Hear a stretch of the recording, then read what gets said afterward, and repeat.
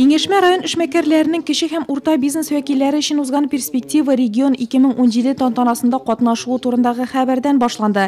Шунда ук ташламалы кредит алу программалары хакында мәгълүмат җиткерелде. Тиздән эшмәкәрләр өчен интернет-журнал эшли башлауы турында ишетү дә игътибарга лаек. Яңа елдан башлап эшмәкәрләр әлеге Википедиядан үзләре өчен кирәкле нәрсәләрне белә алачак. Шулай ук район эшмәкәрләренең ел эшмәкәре алтын йөзлек 2017 бәйгесендә катнашу мөмкинлеге бар. Әлеге конкурсның узган елгы җиңүчесе Николай Блинов турында без тапшыруларыбызның берсендә сөйләгән идек.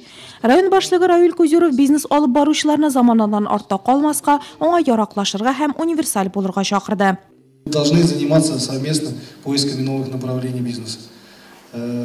Львиную долю все-таки еще кто составляет торговлю, да, коллеги, но вы должны понимать, уважаемые люди работали в торговле, все работают, практически все и торговли работают, и в строительстве по жизни, да, но должны все-таки думать, как что, не надо масштабный проект думать, еще раз говорю, надо думать о тех проектах подъемных.